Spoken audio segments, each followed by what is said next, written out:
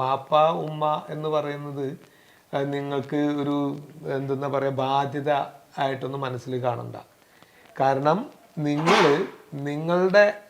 നിങ്ങൾ സ്വയം പര്യാപ്തരാവുക. നിങ്ങൾക്ക് നന്നായിട്ട് ജീവിക്കാൻ എന്ത് വേണോ അത് ചെയ്യുക. അത് ചെയ്തോ നിങ്ങൾക്ക് എങ്ങനെയാണോ ഒട്ടും നമ്മൾ തടസ്സമല്ല.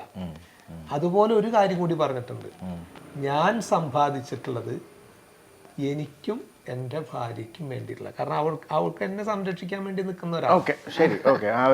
അതുകൊണ്ട് ഇതിലും നിങ്ങൾ ആരും കണ്ണു വെക്കണ്ട എന്നും പറഞ്ഞിട്ടുണ്ട്. എന്ത് വേണമെങ്കിലും എന്താഗ്രഹം ഉണ്ടെങ്കിലും സ്വയം അധ്വാനിക്കുക, ഉണ്ടാക്കുക. വീട്ടില് എൻ്റെ അടുത്ത് വരുമ്പോ ഇവിടെ കിടക്കാൻ ഇടമുണ്ട്, ഞാൻ കഴിക്കുന്ന ഭക്ഷണം അവർക്കും കിട്ടും, ഉടുക്കാനുള്ള വസ്ത്രവും കിട്ടും. അത്രയും മതിയെങ്കിൽ ഒരു പണിക്കും പോണ്ട, ഇവിടെ കിടന്നു. അതിൽ കൂടുതൽ ആവശ്യം ഉണ്ടെങ്കിൽ വിട്ടോ. എന്തായാലും ജോലി കിട്ടില്ല. ഒരു പീരീഡ്, അതെ, 20 വയസ്സ് വരെ ഞാൻ പറഞ്ഞിട്ടുണ്ട്. 20 വയസ്സ് വരെ നിങ്ങളുടെ വിദ്യാഭ്യാസം, നിങ്ങളുടെ എല്ലാ കാര്യങ്ങളും കൃത്യമായിട്ട് പൈസ വേണ്ട, ഞാൻ ചെയ്യും. 21 വയസ്സ് മുതൽ സ്വന്തമായിട്ട് പഠിച്ച്, ഞാൻ പറഞ്ഞേക്കണ എന്താ വെച്ചാൽ ഞാൻ എയിം ചെയ്തേക്കണ ഒരു 25 വയസ്സ് വരെയൊക്കെ ഉണ്ട്. എങ്കിൽ പോലും അത് ഇവരിക്കെ പറയാൻ പറ്റില്ല. ഒരു 20 വയസ്സ് വരെ എന്ന് ഞാൻ പറഞ്ഞു വെച്ചേക്കാം. എന്താ വെച്ചാൽ ഇല്ലെങ്കിലേ ഈ പഠനം എന്ന് പറയുന്നത് ഒരു വലിയ കാര്യമാണെന്ന് വിചാരിച്ചിട്ട് പഠിച്ചോണ്ടേയിരിക്കും. അതിന് കാര്യമില്ല. പഠിക്കുന്ന കാര്യം എന്തെങ്കിലുമൊക്കെ ഒന്ന് പ്രാവർത്തികമാക്കണല്ലോ.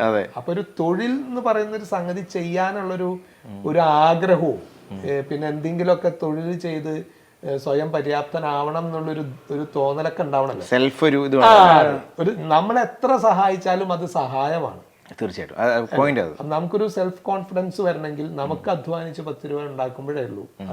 അതാണ് നമ്മുടെ എന്ന് പറയാൻ പറ്റുള്ളൂ. തീർച്ചയായിട്ടും ബാക്കി ആര് തന്നാലും തന്നതാ.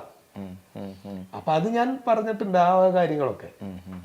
പിന്നെ ഇപ്പൊ ഞാൻ നേരത്തെ കണ്ട സ്വപ്ന വീട് എന്ന് പറയുന്നത് അതൊരു വലിയ സ്വപ്നം തന്നെയാണല്ലോ. അല്ലെങ്കിൽ ഇപ്പം നിയാസിക്കയുടെ ആണെങ്കിലും നിങ്ങൾക്കൊരു മറിമായത്തിലൊരു ഫാമിലി പോലെ ആണെങ്കിലും ചിലപ്പോൾ ഒരു പേഴ്സൺ കാണുമായിരിക്കുമല്ലോ, ഇപ്പം വീട് പണിയുടെ കാര്യത്തിലും എല്ലാ കാര്യങ്ങളും ഓപ്പണായിട്ട് ഷെയർ ചെയ്ത് നിയാസിക്കയുടെ ഹാപ്പിനെസ്സിൽ അത്രയധികം തന്നെ സന്തോഷിക്കുന്ന ഒരാൾ ചിലപ്പോൾ കാണുമായിരിക്കുമല്ലോ. അങ്ങനെ ഒരു വ്യക്തി ഉണ്ടെങ്കിൽ ആരായിരിക്കും? അല്ലെ നിങ്ങളുടെ ടീമിൽ തന്നെ ഒരു ബെസ്റ്റ് ഫ്രണ്ട് എന്നുള്ളത് എനിക്ക് തോന്നുന്നത് ഇപ്പോ അത് ശരിക്കും മറിമായത്തിന് അകത്തുള്ള അങ്ങനെ ഒരാളെ മറിമായത്തിനകത്തുണ്ട്. അത് എന്ന് പറഞ്ഞാൽ ഒരാളെ എടുത്തു പറയാൻ പറ്റില്ല. ഇപ്പോ ഞങ്ങളുടെ മറിമായം ഒരു ടീമിനകത്ത് ഇപ്പൊ ഞങ്ങൾ ഈ വർക്കിന് പോകുന്ന സമയത്തുള്ള ഡിസ്കഷനിലൊക്കെ ഞങ്ങളുടെ ലൈഫ് ഒരു ഒഴിവ് സമയങ്ങളിലൊക്കെ കൂടുതലും കയറി വരുന്നത് ഞങ്ങളുടെ ജീവിതത്തെ കുറിച്ച് തന്നെയാണ്. നമ്മൾ ഇനി മൂവ് ചെയ്യേണ്ട കാര്യങ്ങൾ, അല്ലെങ്കിൽ നമ്മളുടെ ഓരോരുത്തരുടെയും ഇപ്പൊ നിലവിൽ പോയിക്കൊണ്ടിരിക്കുന്ന ഒരു രീതികൾ, അല്ലെങ്കിൽ ഓരോരുത്തരുടെയും വീടിന്റെ സംഭവങ്ങൾ, അതൊക്കെ പരസ്പരം ഡിസ്കഷൻ ചെയ്യുകയും എന്തെങ്കിലും അത്യാവശ്യ കാര്യങ്ങൾ ഉണ്ടെങ്കിൽ അതിലേക്ക് നമ്മൾ 100% ശ്രദ്ധിക്കേണ്ടതുണ്ട് എന്നുള്ള ഒരു ധാരണ ഞങ്ങൾക്ക് പരസ്പരം എല്ലാവർക്കും ഉണ്ട്. ഇപ്പം നേരത്തെ പറഞ്ഞല്ലോ ഫുഡിൻ്റെ കാര്യം പറഞ്ഞല്ലോ, ഹസനത്ത് നന്നായിട്ട് ഫുഡ് ഉണ്ടാക്കും എന്നൊക്കെ പറഞ്ഞല്ലോ. അപ്പോൾ എപ്പോഴെങ്കിലും മോനോ അല്ലെങ്കിൽ ചേച്ചിയോ ഒക്കെ പറഞ്ഞിട്ടുണ്ടോ അമ്മ ഒരു യൂട്യൂബ് ചാനലൊക്കെ തുടങ്ങുക, ഫുഡൊക്കെ ഉണ്ടാക്കുന്നത്, അല്ലെ അങ്ങനെ എന്തെങ്കിലും സംസാരങ്ങൾ വന്നിട്ടുണ്ടോ? നമ്മള് പറയാറില്ല, പക്ഷെ ആളെന്നെ വീഡിയോ എടുക്കും, കാണില്ല. അപ്പൊ ഞാൻ ചോദിച്ചത് കറക്റ്റ് ആണോ? ഞാൻ ഇതുവരെ കണ്ടിട്ടില്ല കേട്ടോ. ആണല്ലേ? എന്നിട്ട് വീഡിയോ എടുക്കാനിട്ട് അതൊന്ന് ഇങ്ങനെ എഡിറ്റ് ചെയ്ത് എല്ലാം കൂടിയിട്ടൊന്ന് ഇതാക്കി തന്നെ വരും. നമ്മള് നോക്കുമ്പോ ചിലപ്പോ അത് കുറ്റം പറയണതല്ല, ആള് ഇതും ചെയ്യണം, അതിന്റെ കൂടെ വീഡിയോയും എടുക്കണം, അങ്ങനെ കഷ്ടപ്പെട്ടൊക്കെ എടുത്ത് എന്നിട്ട് നമ്മളെല്ലാം റെഡി എവിടെയെങ്കിലും അപ്ലോഡ് ചെയ്യട്ടെ.